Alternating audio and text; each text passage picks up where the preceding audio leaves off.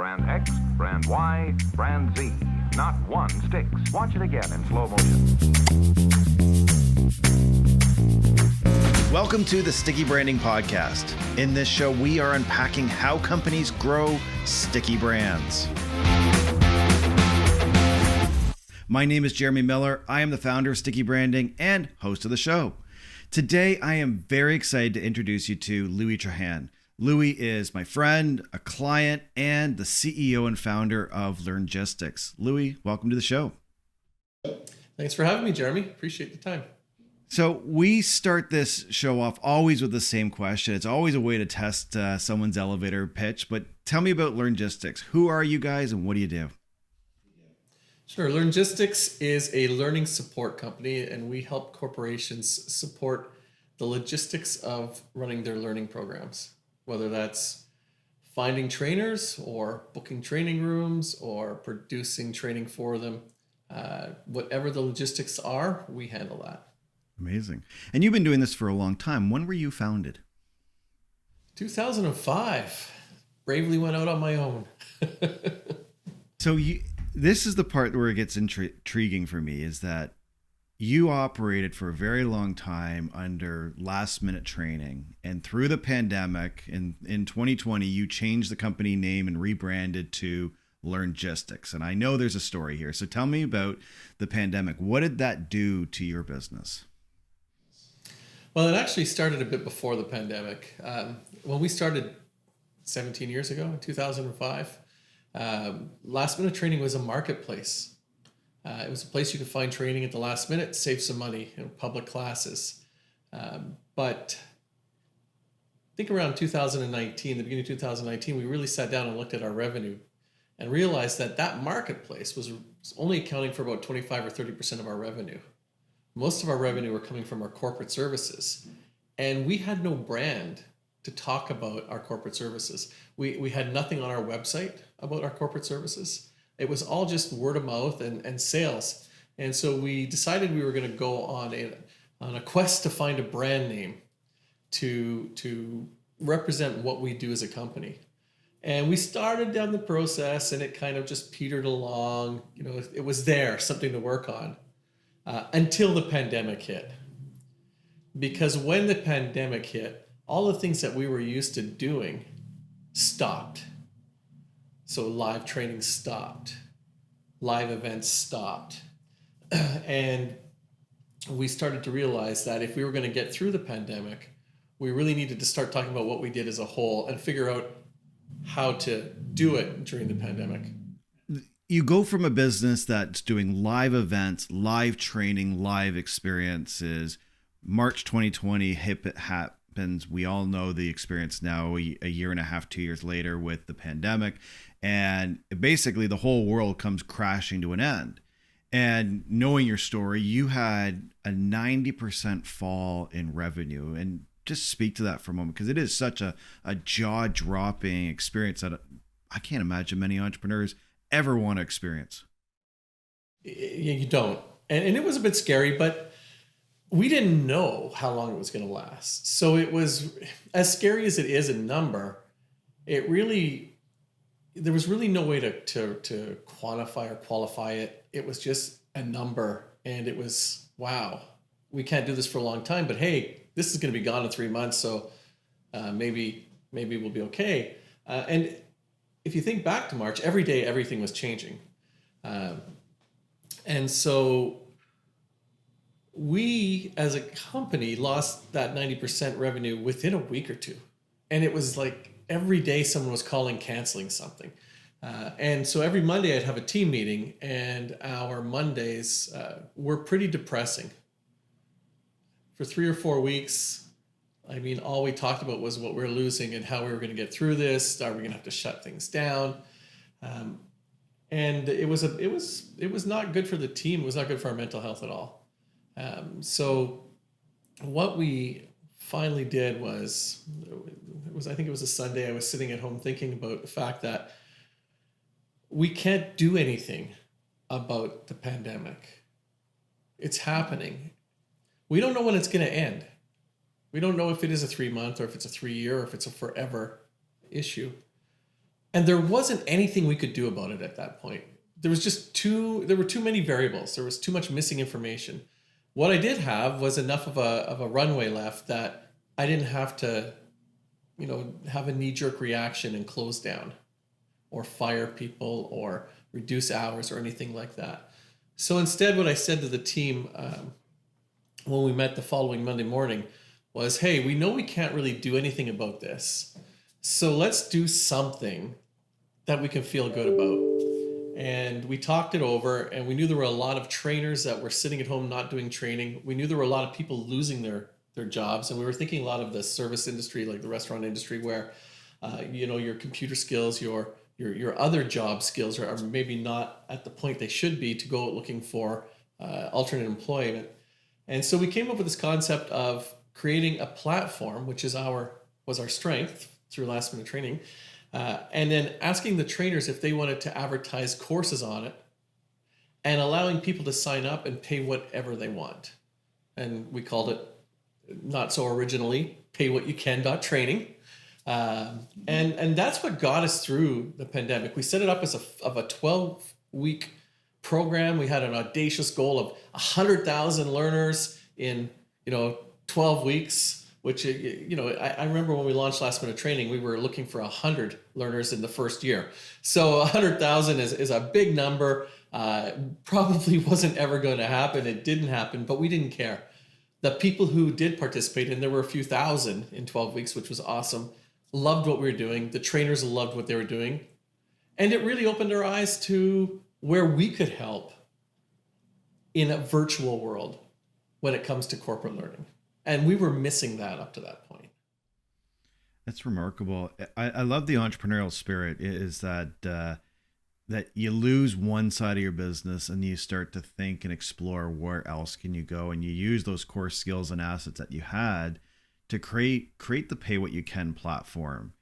And we'll come to this bridge. I'll short circuit it a little bit, which is a year and a half later, you've largely reinvented your business and are pioneering services that didn't exist, or they weren't really true categories before the pandemic. And one of the key areas of growth for Learngistics has been virtual classroom producers. Can you give us an explanation of what that is? And then where did it come from? Because there's a clear tie to what you did with Pay What You Can and how that leveled you through this story. No, absolutely. And they are tied in together.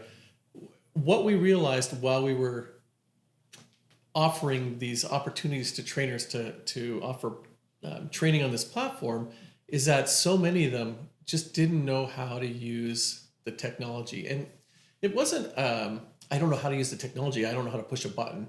It was that the skill set required to be a presenter, to train, is not necessarily the same skill set you're using to manage a platform.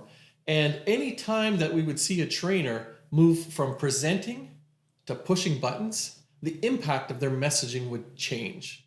So can I stop you for a second on this? What do you mean by platform? Is that Zoom or Teams, or is it the broader side of online learning? I think it's Zoom or Teams or Meet or Google Hangouts. What happens is you have a trainer teaching, training, and you got to understand that these trainers had to do a lot of work to move from live to virtual, because you can't just deliver your live classes virtually in the same manner, in the same time frames, with the same exercises. So you have to modify how you deliver it. So they were modifying not only how they delivered it, which was taking up mindset, but now they had to think about how to share a screen, how to look at a chat, how to set up breakout rooms. And so what would happen is you'd have someone going on and on, doing well, and then we'd be like, okay, well, let's get to the next topic. And here, let me share the screen with you. How do you do that again? Where? And just the flow was gone. So as a trainer, it was stressful, but as a learner or as a participant, it was horrible. I mean, it was bad enough we were all trying to figure out Zoom fatigue and all these other issues, but now you have presenters who are delivering and you're sitting there waiting, decide to check your mail, basically check out. And we started offering the service of working as a co-pilot, a co-host, a co-facilitator, whatever you want to call it, for free to those trainers, just to help them. And through doing that, we realized that this was a real need, that there were real corporations running real training programs that were suffering because their trainers had all this additional weight put on them, because all the onus went to the trainers. And some of them were using other trainers to help. Some were using executive assistants. And so we decided that this is a service we wanted to get into, and we started launching it. And it really was a big part of how we were able to pivot out of COVID, and it has become a really large part of our business. I would say right now, the largest segment of our business.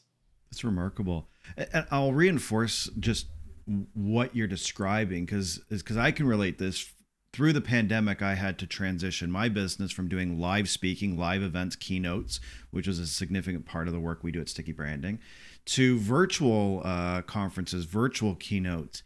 And I can tell you firsthand how hard it is to monitor the chat, do Q&A, or facilitate a breakout and speak at the same time. It's like walking and chewing gum, but way worse. And you're absolutely right on the flow of things, because it's like live broadcast television. You're supposed to be staring at a screen to create a connection, and now you're looking at the bottom of your monitor trying to see what's going on in the chat while clicking over here to advance your slides. And you feel like an octopus. So having this extra person there to just to be your producer so that you can do what you're there to do is a godsend. Yeah, no, it's absolutely the case. And Jeremy, you'll know this, but I'm assuming that when you were speaking live, if the microphone died halfway through your presentation, you didn't walk over to the mixing board and try to fix it. Never. You probably just waved to the AV guy who ran out with a new mic, gave it to you, and then they ran back off stage and you continued on. The onus wasn't on you as a live speaker to deliver the technology. So why is it on you as a virtual speaker? That's a great point. And as a virtual speaker, I have no feedback. I have no idea that my slides are pixelated, my audio is poor, I'm missing chats, I'm doing whatever. The feedback loop is really difficult when you've got your lights, your camera, your microphone. And so I'm fully with you on just the need here. But what are you finding it from the customer perspective? I would imagine, I guess it's a two-part question. The first one would be, we have gotten better with the technology, I would hope. So we understand Teams and Zoom. It's not new. We've spent a year on it. Do companies still need those virtual producers? I think we've already answered that question, but I'm assuming that there might be some resistance, at least from an executive perspective, going, what do you mean you need a producer? You can push those buttons.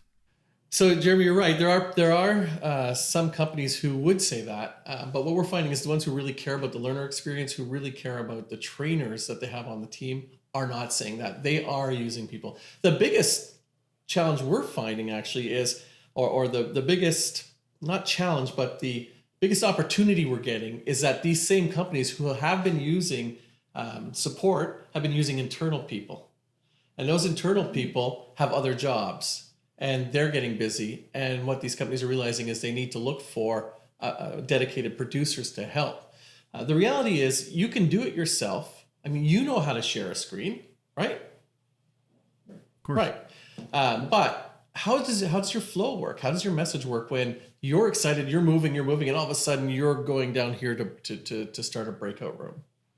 And all that credibility you build as a speaker by presenting yourself properly, the way you speak, the messaging you put together starts to go away when all of a sudden you're dawdling around with technology and fumbling your way through.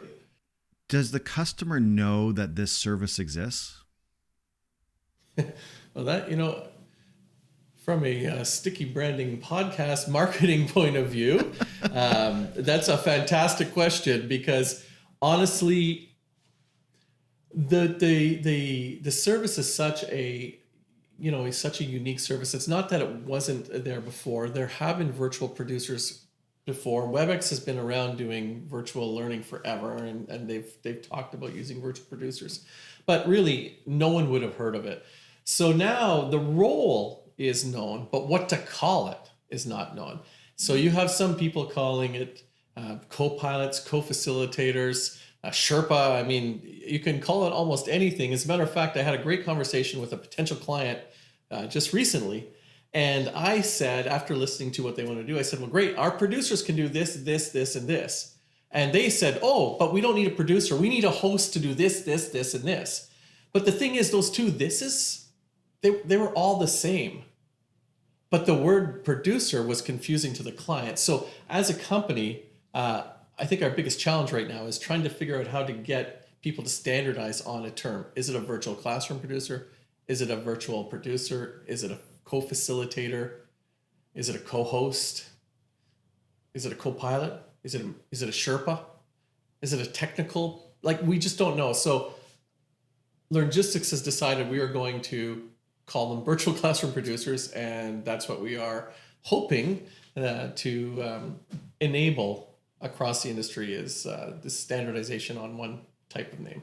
It's not a hope. We're going to make it happen because we're working together to get virtual classroom producers known by everybody. And I do believe what we're doing right now is creating a category that didn't exist before the pandemic, and this is an example of a blue ocean strategy or creating a market that didn't exist. And I always think back to Whole Foods. Now, Whole Foods always built their brand based on raising the profile and category of natural and organic foods. And as that industry and that category rise, they rose as the pinnacle, as the key brand on it. Tesla's doing the same thing with electric vehicles. Learngistics is doing that now with virtual classroom producers. Now, you're at the starting line, obviously, but this is the exciting opportunity that you are defining this. There is a clear need, and it is there's this moment to educate customers on that. And I think that's partially why we're having this chat today.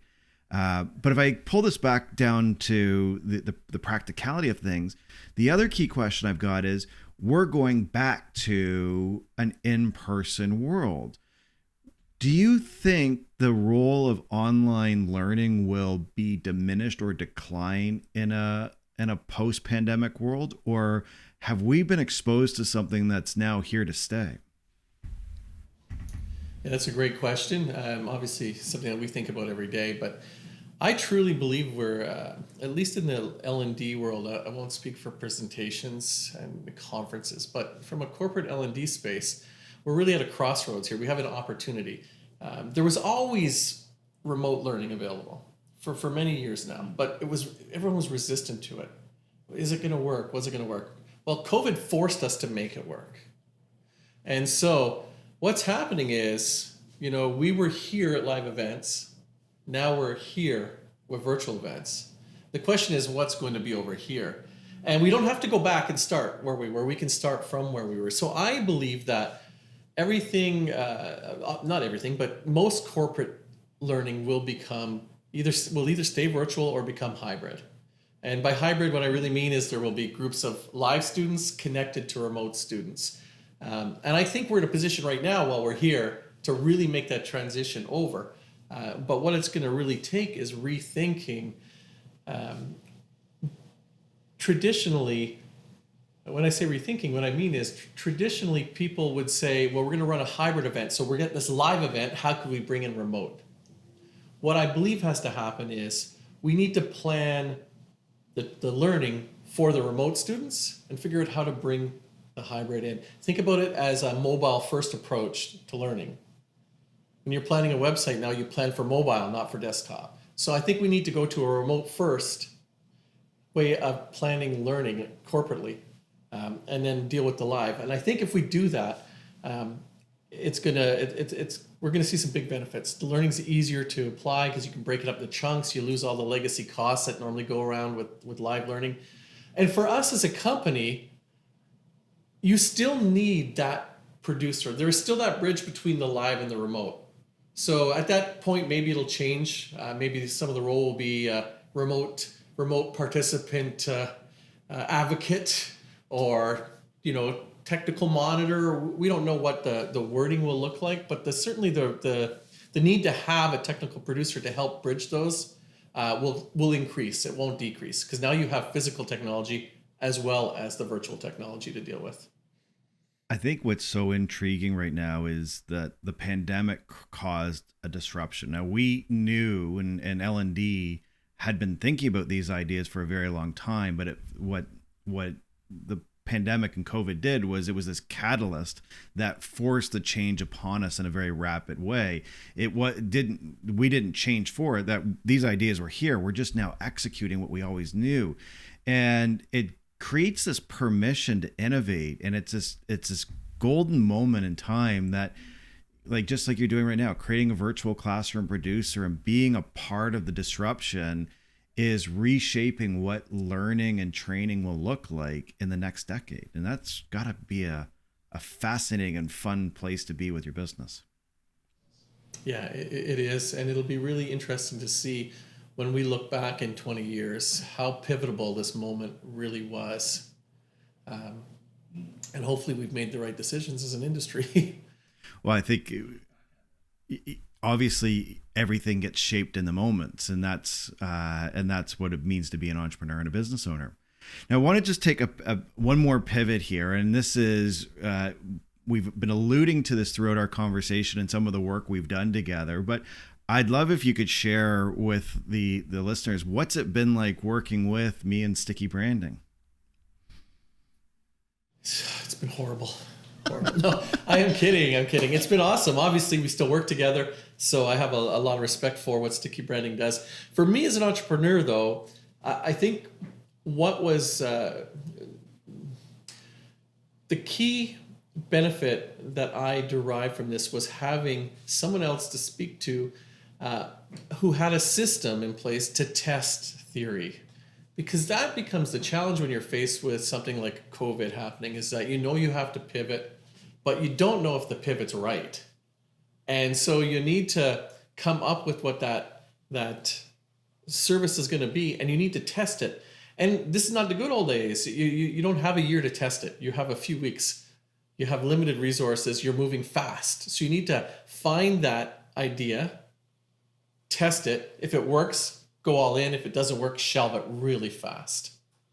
And that, in the beginning of the pandemic, was so important to us. And I think important to many people that you work with. The second thing that we got out of this, of course, was, as I mentioned in the beginning, we had started thinking about rebranding, and we were muddling along. And so having some clarity around the branding and how to tell the brand story, how to rethink our services and repackage our services was, we would still not be rebranded if we hadn't engaged Sticky Branding. I just can't see how we would have made it happen. So that was a huge benefit to us, and we keep working with you because we keep seeing those same benefits over and over again. That's amazing. It's such an honor. Thank you. So I think the question would be for everybody now is, how do we see this brand? How do we see Learngistics? What's the best place to find Learngistics and you? So the best place to find Learngistics is online, and our easy to spell URL, learngistics.com. The second place is on LinkedIn. You can find me, search for Louis Trahan, Toronto. I'm pretty sure I'm one of the only ones who pop up. And should be able to find me there. That's the two best ways. Amazing. And we'll put the links into the show notes. Louis, thank you for today's conversation. It's been fantastic. And thanks for having me. I really appreciate the chance to talk about this stuff.